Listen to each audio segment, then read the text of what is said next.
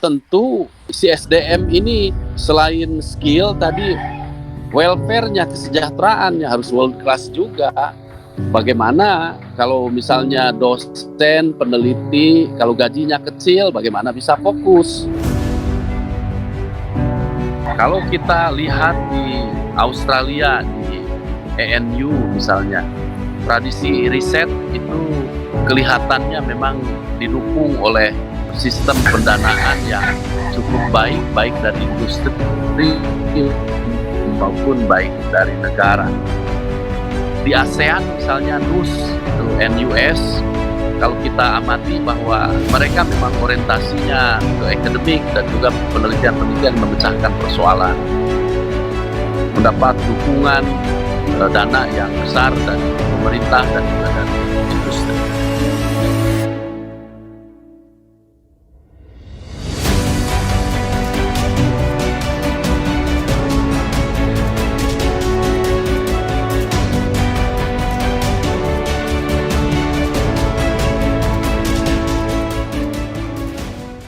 Assalamualaikum warahmatullahi wabarakatuh.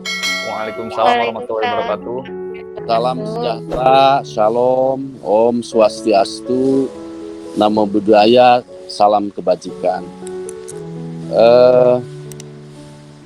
Para sahabat semua, para senior, anak-anakku sekalian yang hadir di webinar ini. Nah, topik dari bincang-bincang kita pada hari ini adalah membangun tradisi atau budaya riset di abad 21. Nah, merujuk pada apa yang disampaikan oleh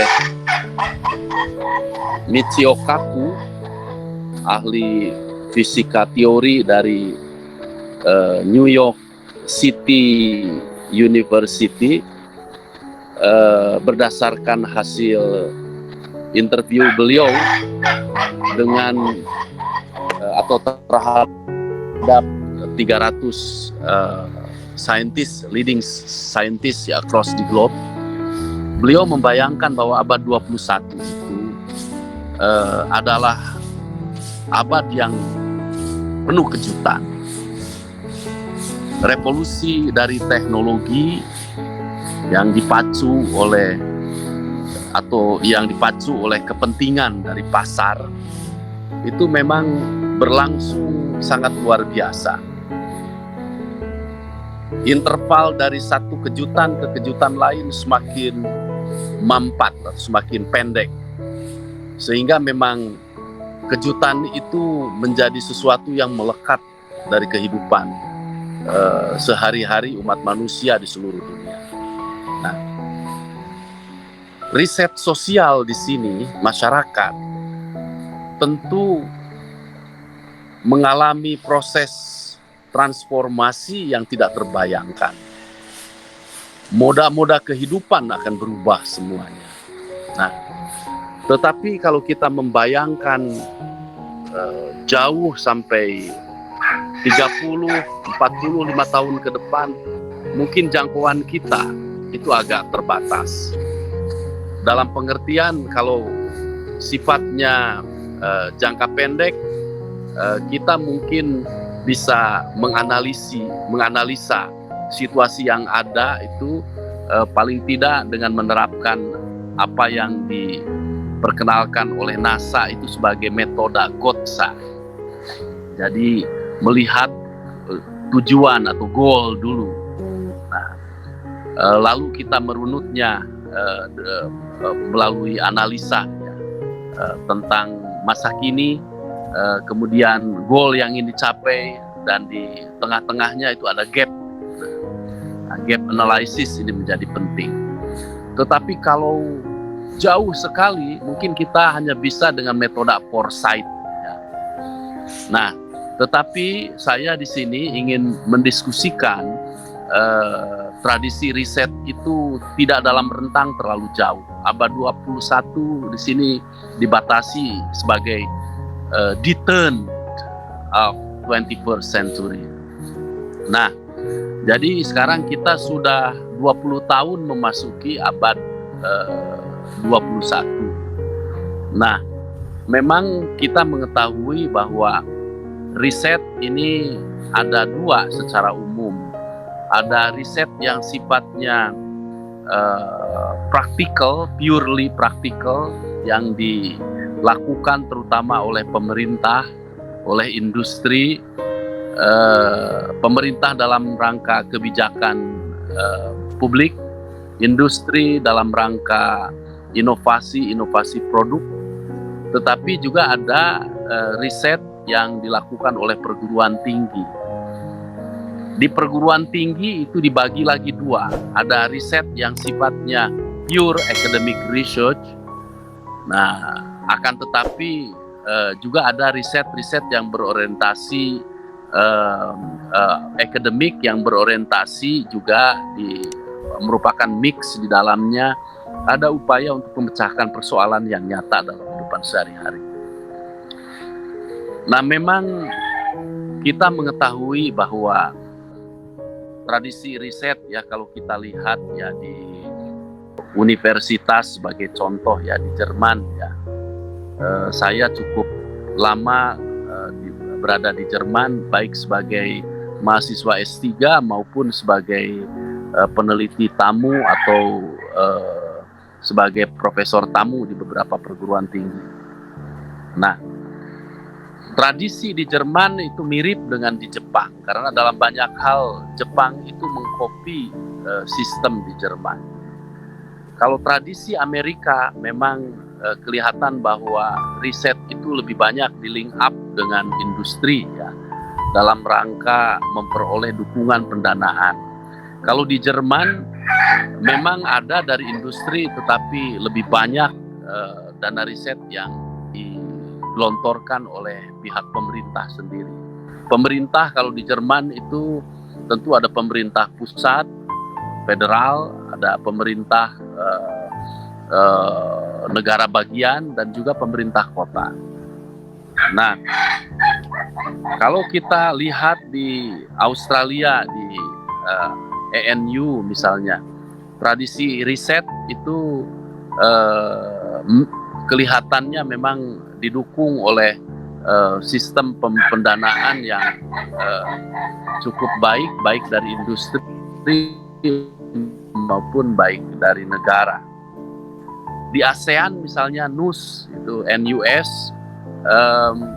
kalau kita amati bahwa mereka memang orientasinya ke akademik dan juga penelitian-penelitian yang memecahkan persoalan, mendapat dukungan dana yang besar dari pemerintah dan juga dari industri.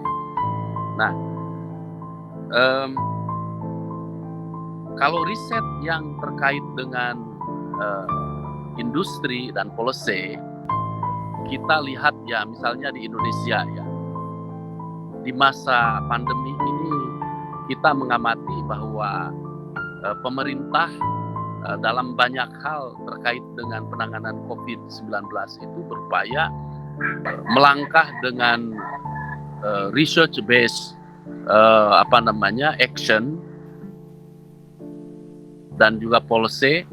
Misalnya mengenai PSBB, itu tiap minggu dilakukan survei apa yang kurang, mengapa ini tidak berjalan, dan selalu berusaha diperbaiki.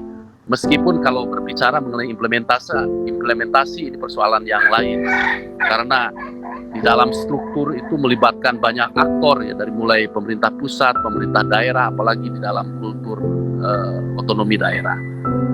Nah, kemudian industri, research industri tentu kalau di Jepang, di Jerman, Amerika, Australia, mereka itu melirik perguruan tinggi karena mereka melihat riset yang dikerjasamakan dengan perguruan tinggi itu berarti kualitasnya baik, tetapi relatif considerable atau tidak terlalu mahal dari segi pembiayaan. Nah, sebaliknya di negara-negara berkembang seperti Indonesia, Malaysia, Thailand, Vietnam, sebenarnya kebanyakan industri itu industri license. Mereka tidak memerlukan riset sebenarnya di kita itu, kecuali riset di sektor tersier seperti marketing research dan sebagainya. terkait dengan selera, kecenderungan pasar, tetapi hal-hal yang mendasar terkait dengan product development yang basic ya, seperti katakanlah menciptakan mesin yang lebih efisien atau EV baterai yang handal dan sebagainya, itu dilakukan di negara-negara maju pemilik license. Dan tentu research-nya itu dikerjasamakan dengan perguruan tinggi setempat, jarang dikerjasamakan dengan perguruan tinggi yang ada di negara-negara dunia ketiga. Nah, kesimpulannya, industri di kita ini, industrialisasi bisa dikatakan adalah industrialisasi dalam tanda petik ya semu. Karena industrialisasi itu yang tidak semu melibatkan komponen produksi, lalu sebelum produksi di situ ada development of the technological product, lalu produksi, kemudian marketing. Ya, di situ kita berbicara mengenai bagaimana memasarkan produk. Di negara-negara berkembang, mengapa dikatakan semu? R&D itu tidak ada, research and development tidak ada. Yang ada adalah produksi dari prototype di mass production di pabrik-pabrik, kemudian disebarluaskan, dipasarkan. Nah, jadi hanya ada dua komponen. Tidak ada komponen yang paling mendasar terkait dengan inovasi, terkait dengan kreativitas, terkait dengan penguasaan dari teknologi di frontier dan sebagainya. Ya.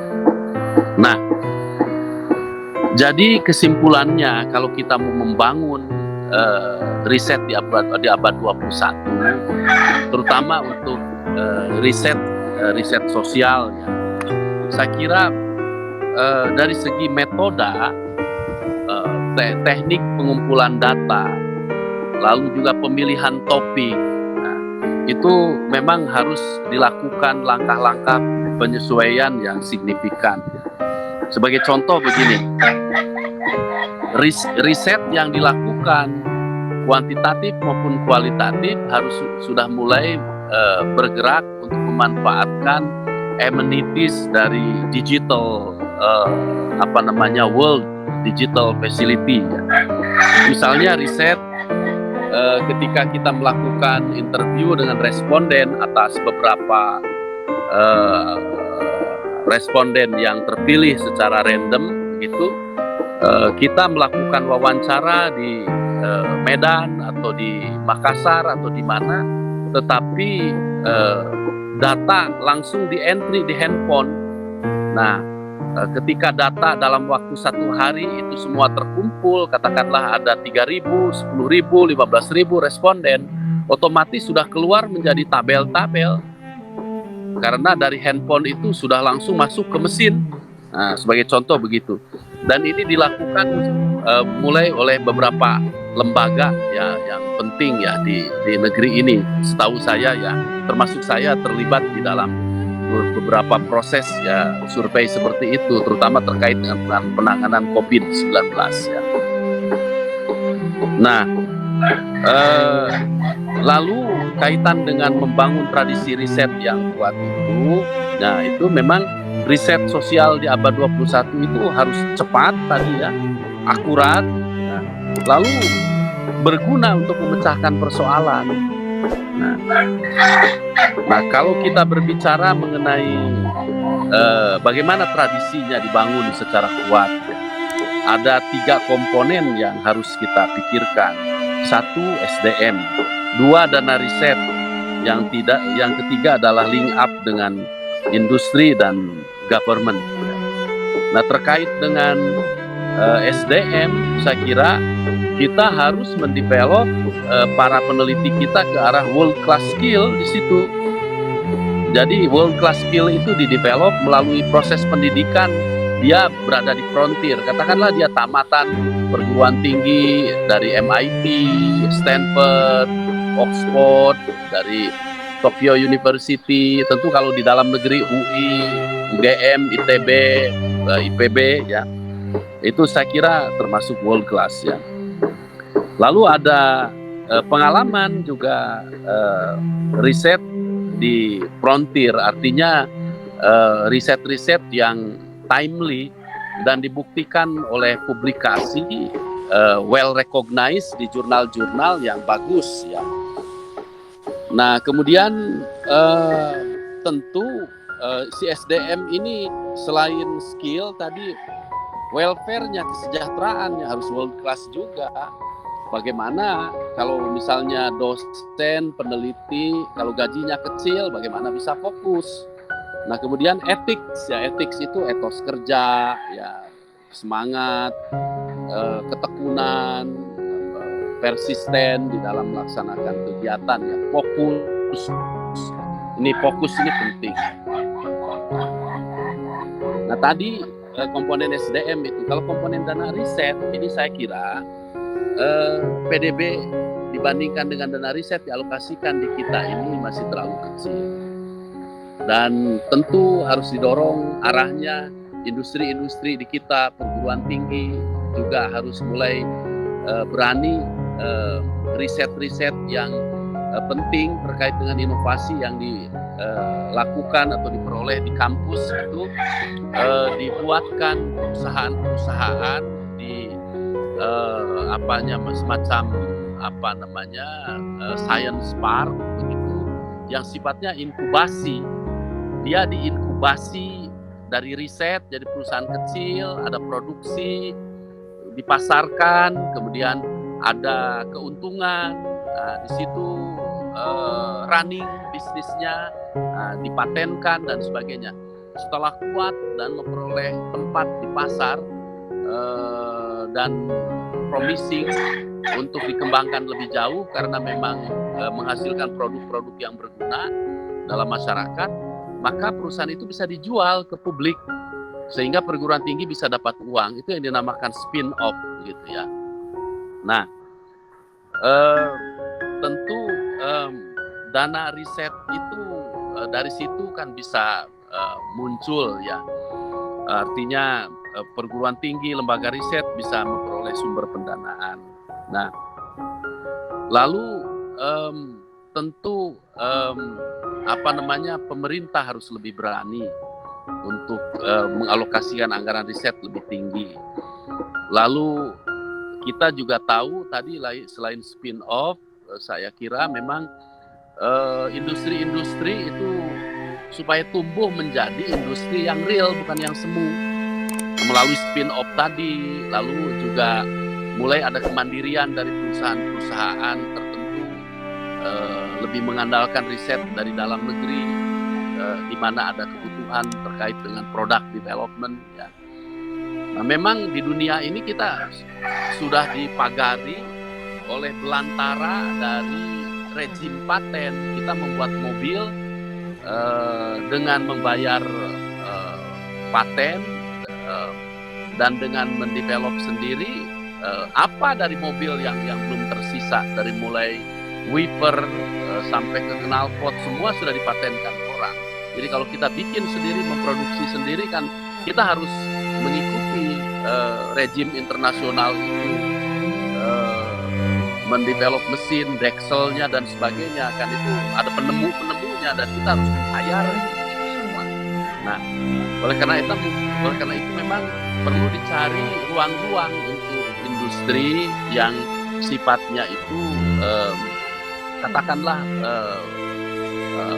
belum banyak orang lain atau negara lain masuk di situ, dan itu menjadi inovasi yang dipatenkan sendiri sehingga kita tidak terjerat oleh atau tersesat di belantara rezim paten dunia itu ya.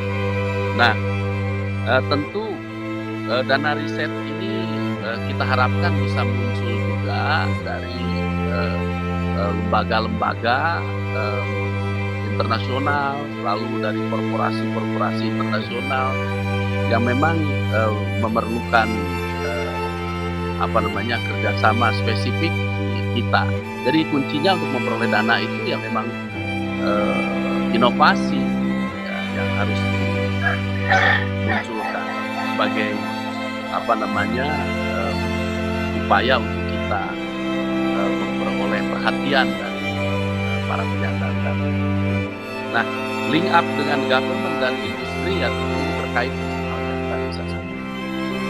Nah, hal lain untuk dunia akademik, untuk dunia pusat riset dan sebagainya, memang publikasi menjadi hal yang penting. Di satu sisi dia merupakan dokumentasi keilmuan dalam rangka akumulasi ilmu pengetahuan secara terdokumentasi, tapi di sisi lain ya memang juga berperan sebagai diseminasi dari gagasan yang mengarah kepada dilahirkannya ruang yang cukup terbuka dari sumber pendanaan. Jadi dengan kata lain, publikasi bisa juga berarti kita mengiklankan diri di situ. Nah, hal yang lain adalah tentu riset-riset yang dilakukan oleh pemerintah dalam rangka memecahkan persoalan seperti COVID-19 dan sebagainya, itu memang harus dikembangkan atau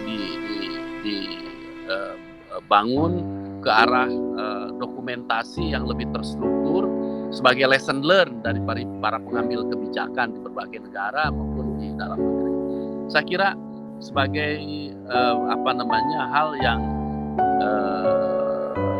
mungkin berguna untuk bahan kita berdiskusi, saya cukupkan sekian ya. Terima kasih. Shalom, salam sejahtera, Om Santi Santi Om. Wassalamualaikum warahmatullahi wabarakatuh.